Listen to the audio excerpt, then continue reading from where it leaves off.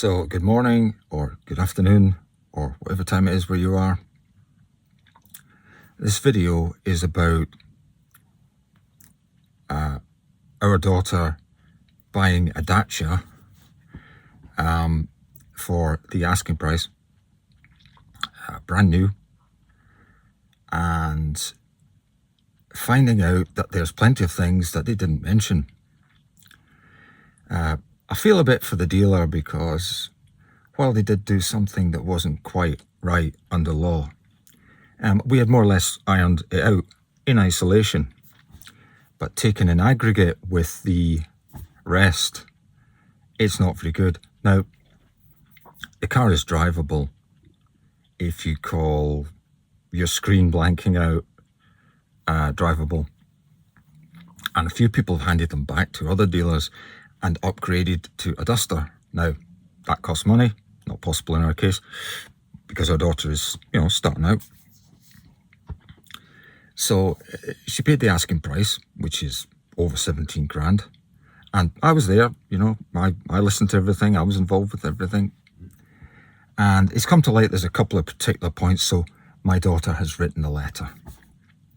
And this letter itemizes the main points. Here's one big one. Have you ever been in a car and parked it on a hill? We live on a hill, so if you want to park where we are, you need to do this. You put it in gear or in an automatic. It will usually automatically happen if you put it in park. That is doing this. Park puts a pin through some flange and that locks up the differential. It's clever how it works. If one wheel tries to turn one way, the other one's forced to turn the other way if it's from stationary. So unless the car's going to go around in a lovely circle, it can't actually move. So the tyres are fighting each other. So that's effectively locked it. And then you've got your handbrake as normal, which is the thing you mainly rely on. But having two methods of locking a car on a hill is pretty important. And if you've never had the experience of your vehicle rolling away, well, I'll give you the worst one. I was in a car once. The old man put the brake on, quite a steep hill in Ayrshire in Scotland, and now it rolled into a hedge, but it needn't have. Yeah, so no transmission lock. Now, they didn't say to us at the dealer when we went on the test drive, oh, there's no transmission lock in this car, so whatever you do, don't park on the hill. What they said was, you just put the handbrake on, that's it. Now, you've got a control for the drive, forward, reverse, neutral. So I literally just believed, because I've never been in a car, that you couldn't lock the transmission up when stationary. I literally it's such a given. Unless you prominently point it out that there's no transmission lock, somebody's going to take it. It's like a normal car. Okay, the Dacia Spring doesn't have a transmission lock. So when you park it on the handbrake, and I think we all know the story of handbrakes and MOTs, when you park it with the handbrake, that's it. Now you can do anything you like. Some things just don't work out. Now, around here, I'm going to put a clip of what happened to one gentleman's vehicle that he parked outside our house. It's genuine footage of a young guy went to sit in the van. There's a tradesman, so he was doing some work, and a young guy took his tea break, went to sit in the van to talk to his girlfriend. Normal stuff. He's sitting there. It's good weather. It's not ice or anything. It's summer. And he didn't touch any controls. And you watch it and you see the van just start to roll.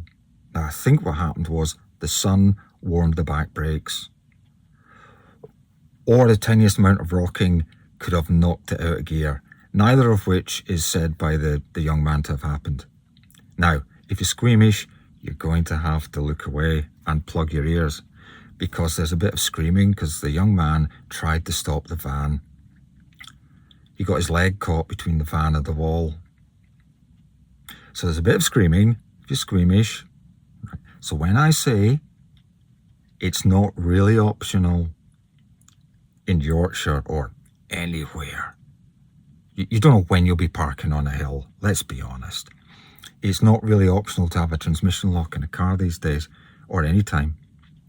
I mean it because this clip will show you what happens if remember, if you've only got one method of stopping the car, holding the car stopped, you're completely reliant on that. Nothing must go wrong with that. If you've never had a car that failed because of the handbrake through an MOT, you keep your cars tip top. Anyway, watch the clip now.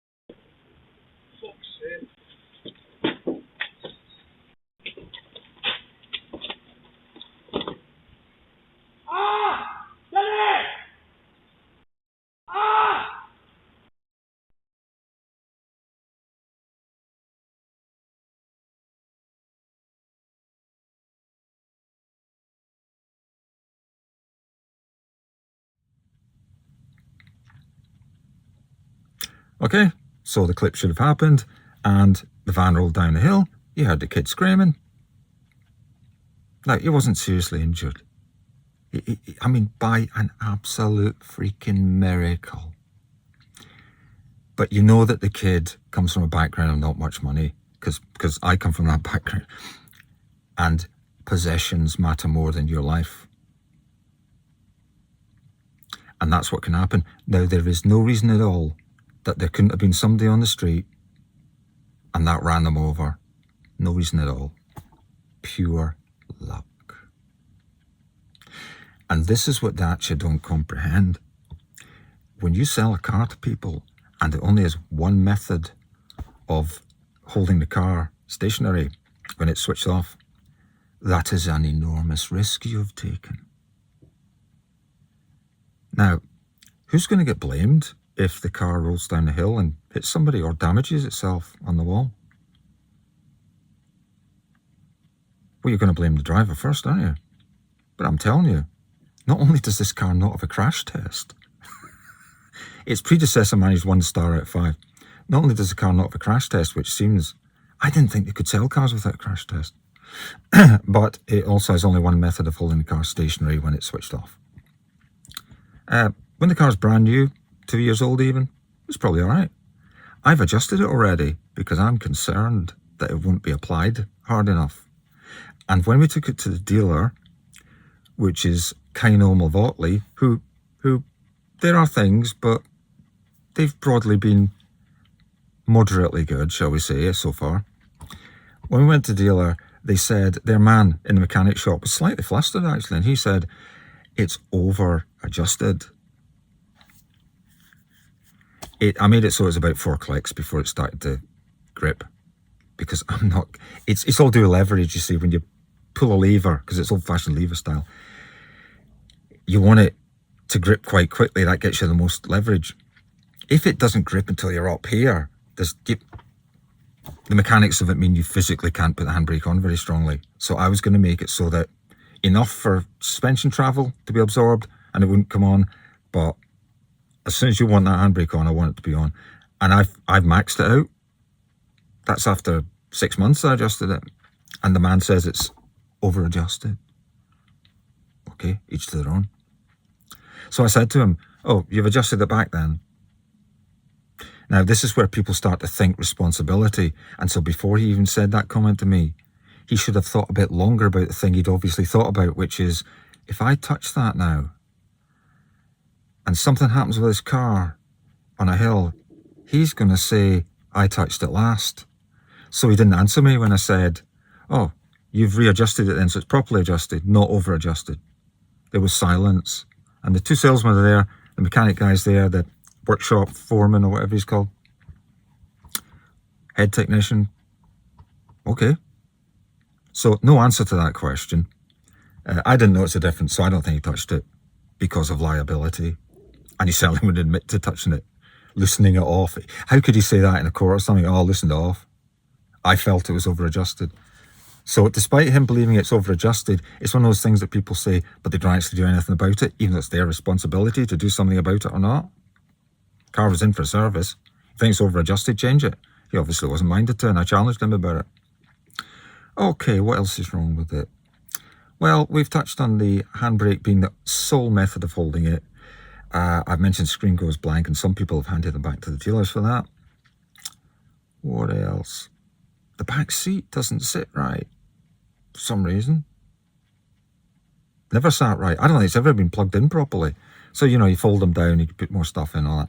It's like it just never went back in the socket, and the dealer certainly never offered to fix it.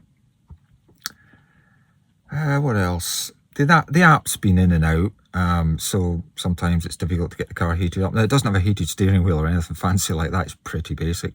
Here's something it doesn't have. It doesn't have any underfloor panels. Again, I didn't realise this until I went to wash it one day. I was washing it 3 months later. I looked around and I thought, wow, electric cars are normally flat underneath. In fact, most cars are normally flat underneath. It's efficiency, airflow and all that. And there's no panels at all. I thought, that's interesting. Okay. Then we went to a dealer in Bradford.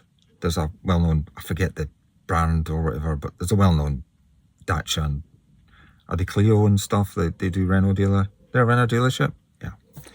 So they're right in the centre of town. So I went to have a look. Pardon the dogs. Someone's walking their dogs. They've got a posse of dogs. And it's got no panels. And I thought, oh, right. They just don't have them. There's actual bolt holes to fit them. So I guess it's cost cutting. Okay. Right.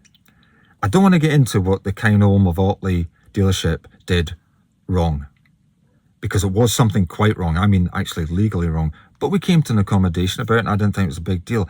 And on its own in isolation, it wasn't. Now I'm considering that again. I don't want to say that in this video,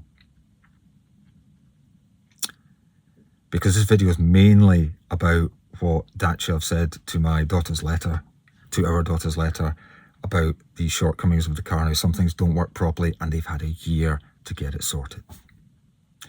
They've basically said prices fluctuate over time because the car now brand new is better spec. And I don't know if there's a transmission lock, but it's better spec, more power, stuff like that.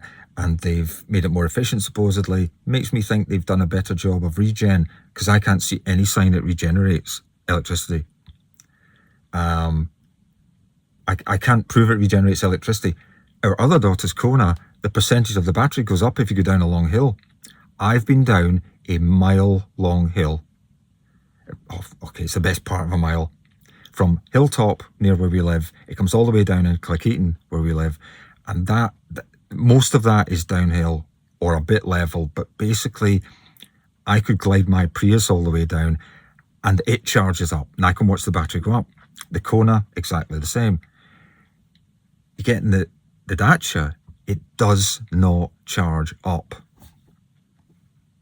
It doesn't give any sign it charges up. I don't see why the percentage wouldn't go up. So I think the car doesn't even do regen braking, although it must do a bit, because the energy has to go somewhere. You can feel it's braking you on regen.